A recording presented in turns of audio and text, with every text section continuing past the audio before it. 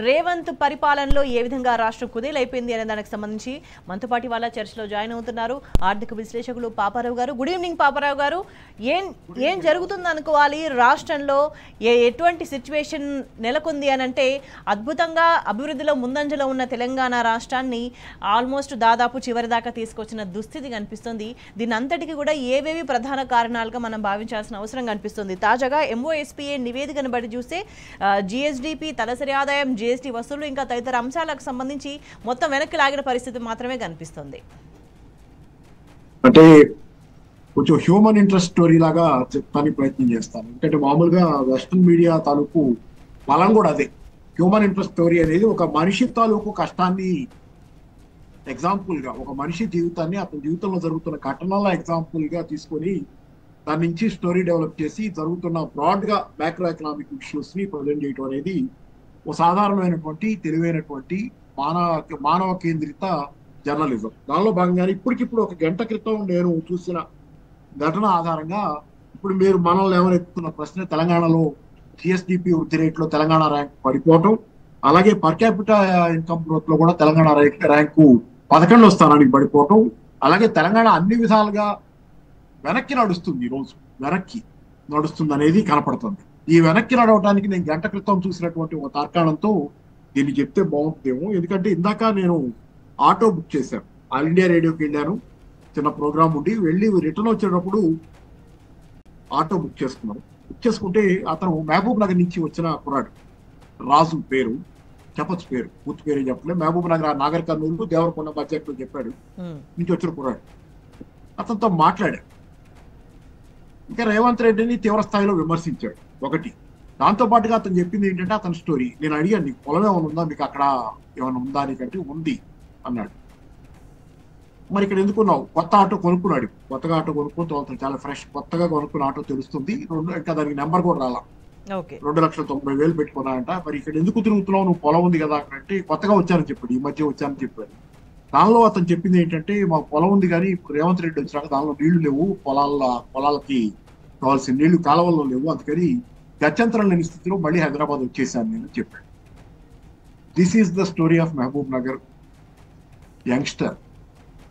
ఇవాళ మళ్ళీ మహబూబ్ నగర్ వలసల జిల్లా, ఏ జిల్లానైతే రేవంత్ రెడ్డి గారు జిల్లా ఫీలింగ్ రెచ్చగొట్టడానికి విపరీతంగా ప్రయత్నం చేస్తారో, నా జిల్లా, ఈ జిల్లా నుంచి మొట్టమొదటి ముఖ్యమంత్రిని, నన్ను కాపాడుకోండి అన్నట్లు అప్పీల్ చేస్తారు, ఆ జిల్లాకి ఆయన చేసిన నష్టం కళ్ళ ముందు కనపడుతుంది. ఏంటంటే వలసలు మళ్ళీ మొదలైన మహబూబ్ నగర్ నుంచి నా కళ్ళ ముందు వాళ్ళు చూసిన సందర్భం అది. ఇలాంటి ఇంకెన్ని జరుగుతాయో. ఎందుకంటే 10 ఏళ్ల క్రితం నేను ఇది గమనించేవాడు. మహబూబ్ నగర్ ఏరియా నుంచి వచ్చిన వాళ్ళు చాలా మంది ఉండేవాళ్ళు, ఆటో తోలేవాళ్ళు, నాయకులు, పాపం వాళ్ళు SKEs అనుకుంటారు కదా, అది. సరే, వాళ్ళు చాలా మంది అప్పట్లో నాకు దేవరకొండ నుంచి మహబూబ్ నగర్ నుంచి వలసలు వచ్చిన ఆటో వాళ్ళు చాలా కనపడేవాళ్ళు. ఈ 10 ఏళ్ల కాలంలో తగ్గిపోయింది, నాకు కనపడటం తగ్గింది.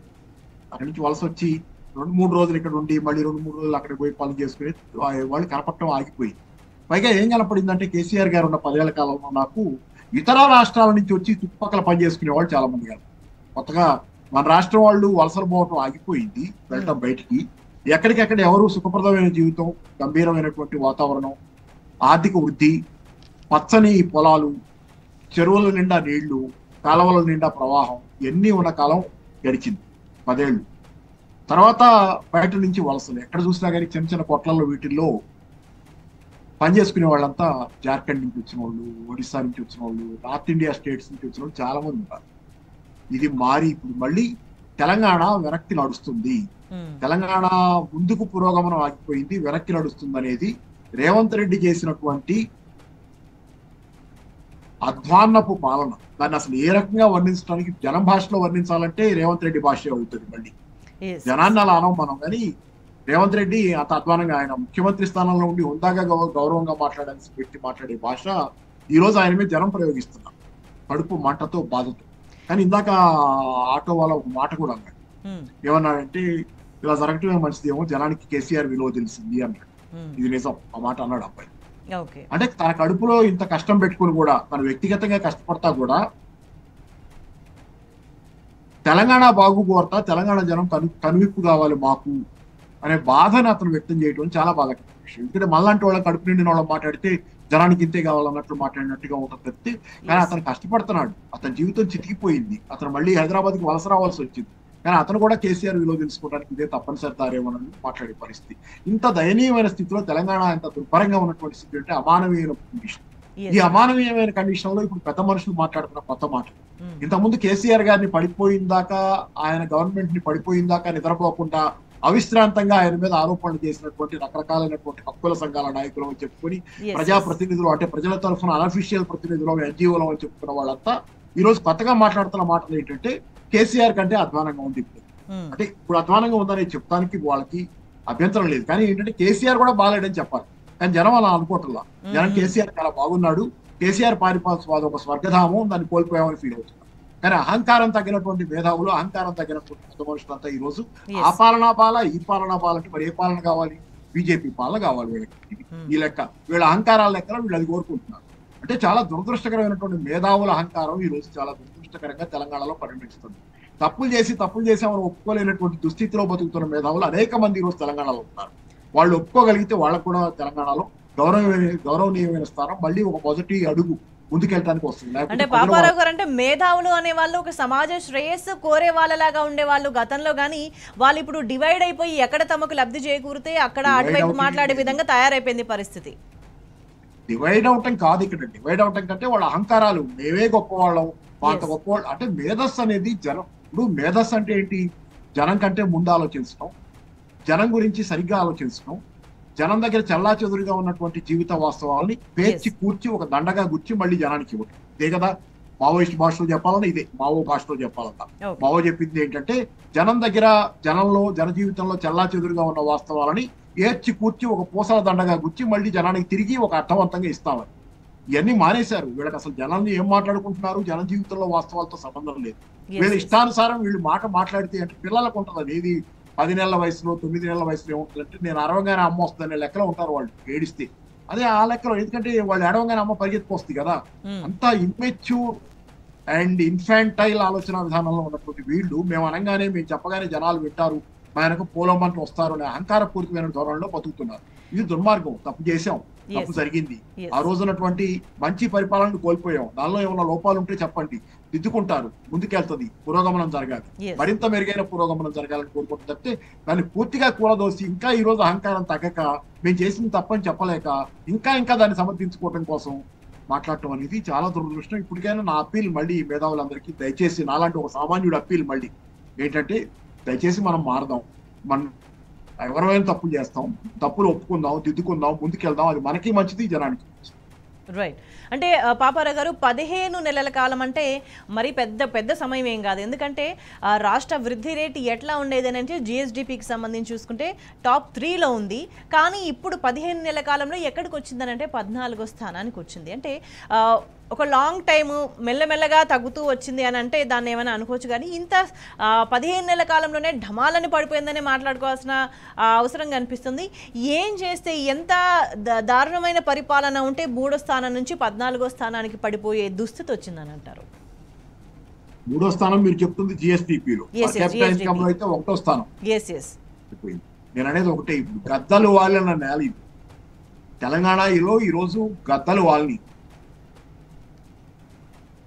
కరువు కాటకాలకి నిలయంగా గద్దలు పీక్కు తినే నేలగా మారింది ఈరోజు. ఎక్కడ చూస్తే అక్కడ అవినీతి విలయతాండవం చేస్తుంది, నిర్లక్ష్యం విలయతాండవం చేస్తుంది, ప్రజలకు ఇచ్చిన వాగ్దాన భంగం విలయతాండవం చేస్తుంది. ప్రజల జీవితాలు ఈరోజు చల్లా చెదురుగా, అసలు అదుపు ఆజ్ఞ లేని తెలంగాణలో ఉన్న పరిస్థితి ఏంటంటే ఈరోజు అసమర్థ పాలన కాదు, ఇది పాలన అనేది ఒక దుర్మార్గమైన వ్యవస్థగా మారినటువంటి పరిస్థితులు ఉన్నాయి.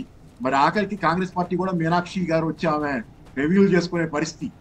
అంటే వాళ్ళు ముఖ్యమంత్రిని పక్కన పెట్టాలన్నా మరి ఏం జరుగుతుందో మనకు తెలియదు, మనం మాట్లాడటం కూడా అనవసరం. కానీ ఏదేమైనా ఏంటంటే ఇక కాంగ్రెస్ కి అయితే మాత్రం తెలంగాణలో ఇప్పటికీ కనుసూపు మేరలో కాంగ్రెస్ పార్టీని కొత్త తరం వాళ్ళు మళ్ళీ ఎవరన్నా కొన్ని తరాల తర్వాత కొత్త తరం వాళ్ళు వచ్చి వాళ్ళకి కాంగ్రెస్ పార్టీ ఏంటో తెలియకపోతే అప్పటికి కాంగ్రెస్ పార్టీ ఉంటే కాంగ్రెస్ పార్టీ గెలవాల్సిందే. కానీ కనుచూపు మేరలో కాంగ్రెస్ కి తెలంగాణలో చోటు లేదు.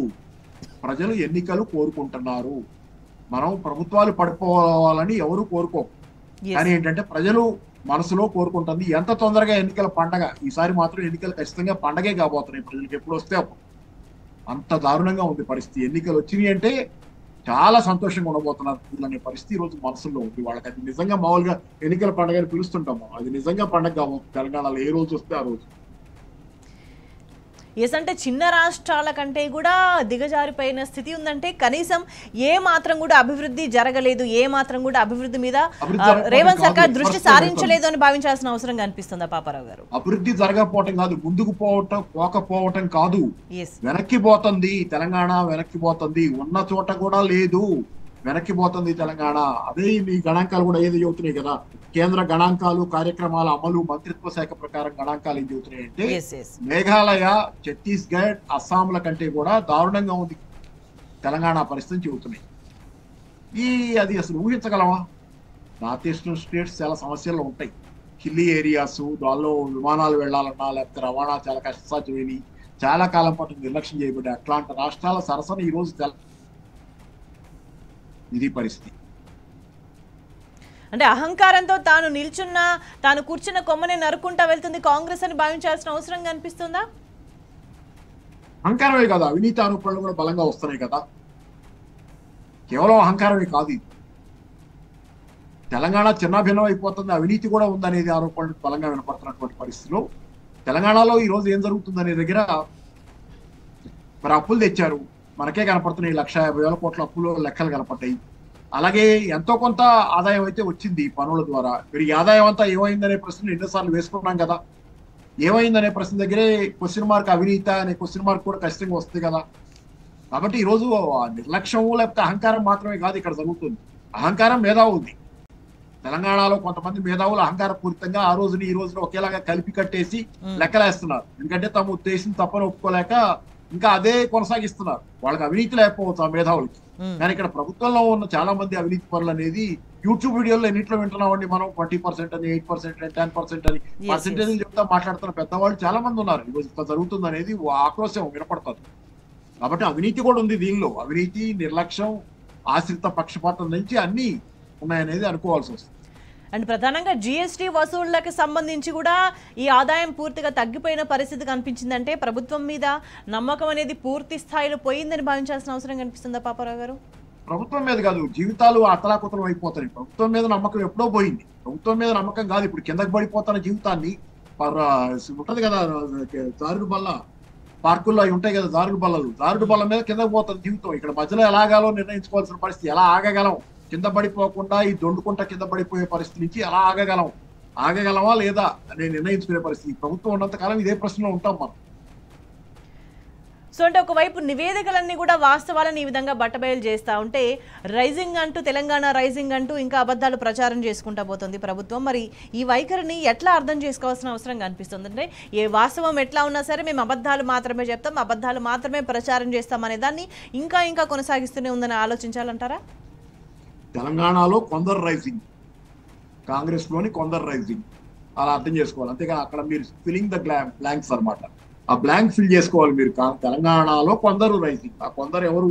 కాంగ్రెస్ లో కొందరు రైజింగ్, పదవులు ఇట్లా ఇచ్చాది కొందరు రైజింగ్. మిగతా తెలంగాణ డౌన్. అంటే మామూలుగా ఇది ఉంటుంది కదా, తాడు కడితే కనుక తాడు ఒక పైన ఉన్న కుక్కానికి తాడు కట్టి తాడు ఒకవైపు పట్టుకుంటే అది అటువైపు కింద పరివైపు వైపు వేస్తే కింద కట్టి వస్తుంది. అంటే అట్లా ఒకవైపు పైకి వెళ్తే ఒకవైపు కిందకి వస్తుంది. తెలంగాణ కిందకి వెళ్తుంది, తెలంగాణ ప్రజా జీవితాలు కిందకి పోతున్నాయి, అట్టుడికి పోతున్నాయి, కొంతమంది మాత్రం రైజింగ్ తెలంగాణ.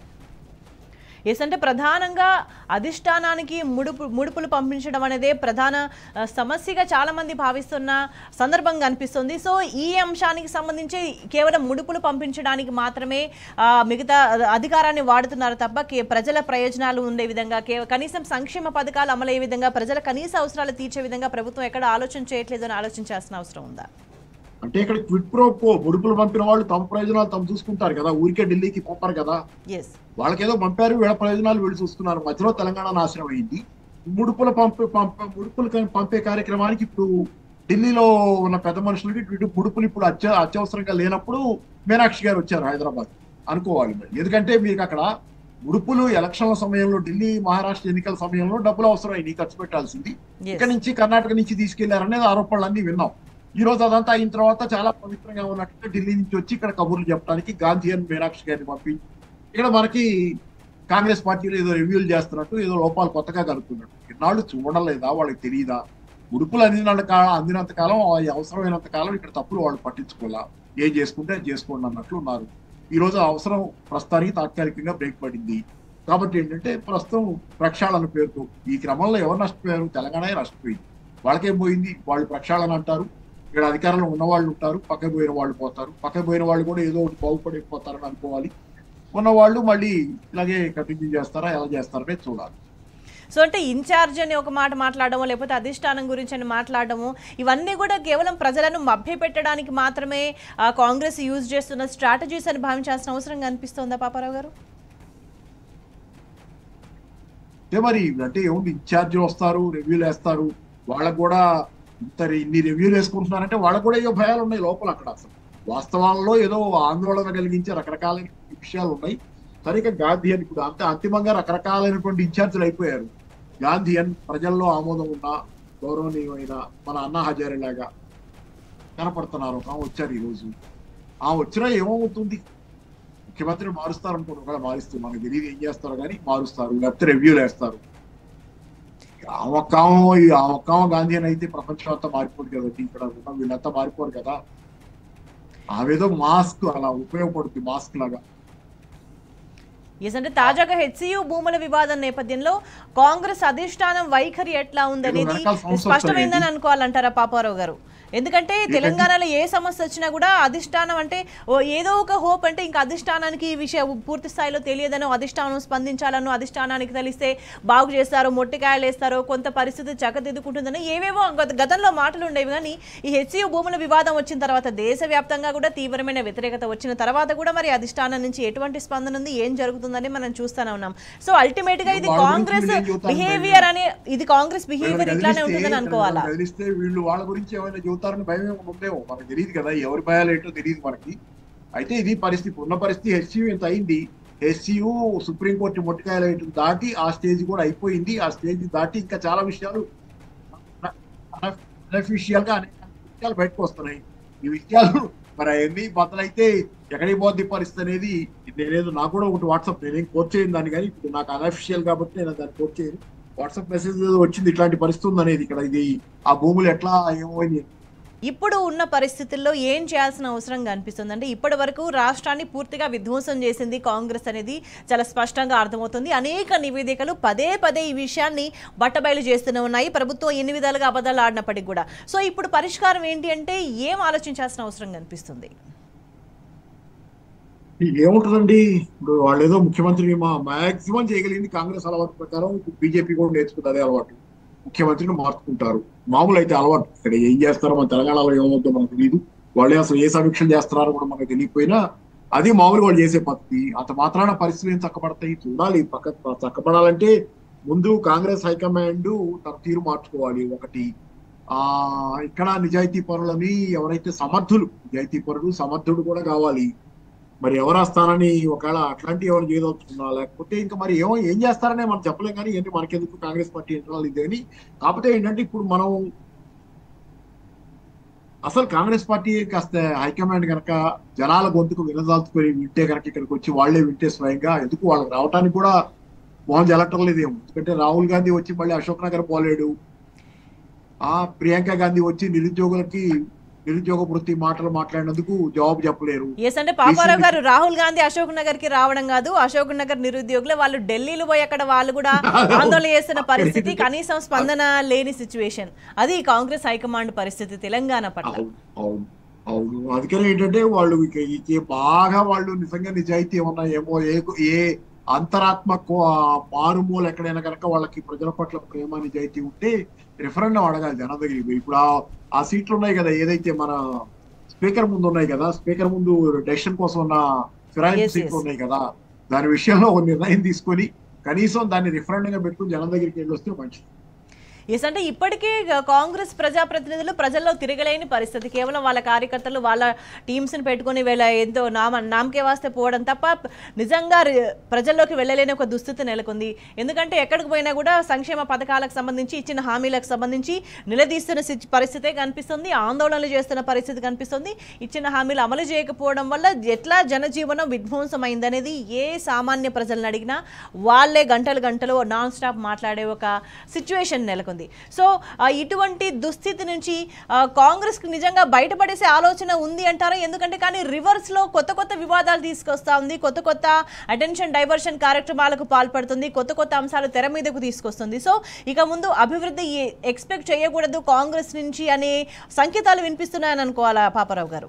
కాంగ్రెస్ నుంచి ఇక ముందు కాదు, ఇక్కడే కాదు, కాంగ్రెస్ ఉన్న చోట ప్రతి చోట కాంగ్రెస్ చేస్తుంది. దీనికంటే బీజేపీ మెరుగ్గా ఉందని చెప్పటంలా. కానీ కాంగ్రెస్ కర్ణాటకలో ఏం చేస్తుంది, కర్ణాటకలో ఏం చేసింది, ఏం చేస్తుంది, హర్యానాలో గెలుస్తాం అనుకున్న ఎలక్షన్ ని కోల్పోయింది, మహారాష్ట్రలో ఏం జరిగింది. కాబట్టి కాంగ్రెస్ పార్టీ ఎక్కడున్నా ఇదే చేస్తుంది. ఆఖరికి వాళ్ళ నాయకుడు ఖర్గే గారు కూడా అన్నారు కదా, గ్యారంటీల విషయంలో మనం ఈ గ్యారంటీలు ఇచ్చుకుంటా పోతున్నాం, వెనక్కి చూసుకుంటే పరిస్థితి బాగాలేదన్నట్లు, అసలు ఇది మంచిది కాదేమో మనం చేస్తుందని ఖర్గే స్వయంగా అన్నారు. కానీ నేను మళ్ళీ గుర్తు చేస్తున్నాను, లోహియా, రామ్ మనోహర్ లోహియా గారు సోషలిస్ట్ పార్టీ నాయకుడు, 60లో ఆయన పెద్ద నాయకుడు. ఆయన వల్లే ఫస్ట్ టైం కాంగ్రెస్ పార్టీ దెబ్బతింది దేశంలో. యూపీ లాంటి చోట్ల సోషలిస్టులు అధికారంలోకి తెచ్చింది లోహియా పార్టీ, సోషలిస్ట్ పార్టీ. లోహియాయే ఒకప్పుడు స్వయంగా అన్నాడు, కాంగ్రెస్ పార్టీని బాగా స్టడీ చేసినప్పుడు దగ్గరగా ఆయన ఒక మాట అన్నాడు. ఏమన్నా అంటే, కాంగ్రెస్ పార్టీకి తర్వాతి పర్యవసానాలు పట్టించుకోకుండా ఏది పడితే అది వాగ్దానం చేసే గుణం ఉంది అన్నట్లు చెప్పాడు. అంటే ముందు అధికారం ప్రధానం, కాంగ్రెస్ పార్టీకి అధికారం ప్రధానం. నా బహుశా గుర్తొస్తుంది, ప్రజానాయకుడు అనే సినిమా, వాసిరెడ్డి సీతాదేవి గారి నవలని అప్పట్లో ప్రజానాయకుడు సినిమాగా తీశారు నాగభూషణం గారు. రక్తకన్నీరు నాగభూషణం అంటారు. నాగభూషణం గారు అప్పట్లో పెద్ద యాక్టర్ కదా, ఆయన చాలా మంచి నటు, ప్రజానాట్య మండలి నుంచి వచ్చి ఆయన అంటాడు, అంటే కొంచెం చెప్పడానికి ఇబ్బందికరంగా ఉన్న సినిమా డైలాగ్ కాబట్టి చెబుతున్నా, వెళ్ళాం పక్కింటి వాడితో కాపురం, పక్కింట్లోనే కాపురం పెట్టినా పర్లేదు కానీ అధికారం లేకపోతే కష్టమయ్యా అంటాడు. ఇట్లాంటి పరిస్థితి, దురదృష్టకరమైన పరిస్థితి. ఆ రోజు ప్రజానాయకుడు సినిమా ఎవరైనా ఉంటే ఆన్లైన్ లో దొరికితే చూస్తే అసలు ఎట్లా ఉంటుంది అనేది, దురదృష్టకరమైన వాతావరణం, రాజకీయాలు ఎలా కరప్ట్ అయిపోయినాయి అనేది, దానిలో ఇప్పుడు జరుగుతున్న పరిణామాల్లో కాంగ్రెస్ పార్టీ ఎలా తయారైంది అనేది కూడా మనకు. సో కాంగ్రెస్ పార్టీ అరాజకాలు పెరిగిపోయి అల్టిమేట్ గా పార్టీ భూస్థాపితం అయిపోయే పరిస్థితులు దగ్గరలోనే ఉన్నాయని భావించాల్సిన అవసరం కనిపిస్తుంది. ఎందుకంటే చూస్తా ఉన్నారు ఇంకా ఏంటి అంటే ఫర్దర్ గా కాంగ్రెస్ నెక్స్ట్ మళ్ళీ కాంగ్రెస్ వస్తుందా అనే క్వశ్చనే లేదు. ఎందుకంటే కాంగ్రెస్ అనేది ఉండదు అనే మాటే మాట్లాడుకుంటున్న సందర్భంలో కాంగ్రెస్ పార్టీ పని అయిపోయింది, ఖతం అయిపోయింది అని భావించాల్సిన అవసరం కనిపిస్తుందా? ఓన్లీ తెలంగాణకు మాత్రమే కాదు, దేశవ్యాప్తంగా కూడా. అంటే మనమే కాదు, గతమైందా అంటే మనం కాదు, మనం ఏదో అంటే నాకు రాజకీయాల ఆసక్తి ఉందన్న ఇతరులకి ఎవరు, యోగేంద్ర యాదవే గతంలో చెప్పాడు. ఇప్పుడు ఆయన రాహుల్ జోడో యాత్రలో కలిసి భుజాల మీద చేతులు వేసుకున్న తర్వాత ఆయన కొంచెం మారి అటు తిరుగుతున్నాడు. కానీ ఈ దేశంలో ఫస్ట్ లో చెప్పిందే యోగేంద్ర యాదవ్. ఏమని, కాంగ్రెస్ పార్టీ పక్కకి పోతే తప్పితే బీజేపీని ఎవరు ఓడించలేరు, కాంగ్రెస్ పార్టీయే దాన్ని కాపాడుతుంది, కాంగ్రెస్ పార్టీయే ఈ దేశానికి అరిష్టం సేన అన్నట్టు చెప్పాడు. ఆ తర్వాత కాలంలో రామచంద్ర గుహ ఆయన కూడా మన వైర్ ఇంటర్వ్యూలో, కరణ్ థాపర్ తో వైర్ ఇంటర్వ్యూలో స్పష్టంగా యోగేంద్ర యాదవ్ ని కోట్ చేస్తా తను కూడా చెప్పాడు, కాంగ్రెస్ పార్టీ ఎలా ఈ దేశంలో నష్టాలు చేస్తుంది, ఇది పోవాల్సిందే అని చెప్పాడు. వాళ్ళకేం కోపాలు ఉండవు. ముఖ్యంగా రామచంద్ర గుహ ఈజ్ ఎ బిగ్ ఇంటలెక్చువల్, ఖచ్చితంగా ఆయన సెంట్రిస్టు, ఆయన కాంగ్రెస్ పార్టీకి వ్యతిరేకం కాదు. అట్లాంటి విధానాలకి అంటే సెంట్రిస్ట్ విధానాలకు వ్యతిరేకం, కానీ కాంగ్రెస్ పార్టీ ఎలా హాని చేస్తుందో ఆయన స్వయంగా చెప్పాడు. కాబట్టి ఏంటంటే కాంగ్రెస్ పార్టీ ఎక్కడైనా సరే ఇప్పటికే 3 వంతులు మునిగిపోయింది, తలా ముక్కు దాకా మునిగింది. ఆ పైన మొన్నటమే మిగిలింది కాంగ్రెస్ పార్టీకి. దేశం అంతా అయిపోయింది. నేనేం బీజేపీని ఎండార్స్ చేయను, లేకపోతే నాకు మోడీ పట్ల ఏమాత్రం ఎట్లాంటి అభిమానం లేదు. కానీ కాంగ్రెస్ ముక్త భారతం ఆయన ఎందుకన్నాడు కానీ అది అయితేనే కానీ పరిపూర్తి అయ్యేటట్లేదు. ఈ దేశంలో సరైనటువంటి ప్రత్యామ్నాయం కానీ సరైనటువంటి విధానాలు కానీ దేశంలో రావాలంటే కాంగ్రెస్ పార్టీ పోవాల్సిందేననేది. ఎందుకంటే కాంగ్రెస్ పార్టీకి విధానాలు లేవు, ఒకటే విధానం, అధికారం దక్కించుకోవడం, దక్కిన తర్వాత ఇష్టానుసారం ఇది చేయడం. రైట్, థ్యాంక్ యూ పాపారావు గారు మీ అభిప్రాయాలు తెలియజేసినందుకు. ఏదేమైనా సరే కాంగ్రెస్ పార్టీకి ప్రజల ప్రయోజనాలు పట్టు అనే విషయం మళ్ళీ రుజువవుతా వస్తుంది. ప్రజలు ఎప్పుడెప్పుడు ఈ పీడ విరగడవుతుందా అనే ఒక ఆలోచనలో ఉన్నారు. సో రేపటి భవిష్యత్తు ఏమైపోతుంది, సో కాంగ్రెస్ అధికారంలో ఉన్నంత వరకు కేవలం అధికారం ఎట్లా నిలుపుకోవాలి, ఏ విధంగా దోచుకోవాలి అనే దాని మీద దృష్టి తప్ప ప్రజల మీద దృష్టి లేదు అనే విషయం ప్రజలకు చాలా స్పష్టమవుతుంది. సో ఈ వ్యవహార శైలి వల్లనే ఆర్థిక పరిస్థితికి సంబంధించి, రాష్ట్ర వృద్ధికి సంబంధించి కూడా తెలంగాణ టాప్లో ఉన్న తెలంగాణను కింది దాకా తీసుకొచ్చిన దుస్థితి తెలంగాణలో కనిపిస్తుంది. సో దీనికి సంబంధించి ఖచ్చితంగా ప్రభుత్వం త్వరలో భారీ మూల్యం చెల్లించుకోక తప్పదనే సంకేతాలే వినిపిస్తున్నాయి. That's all for now. Stay tuned.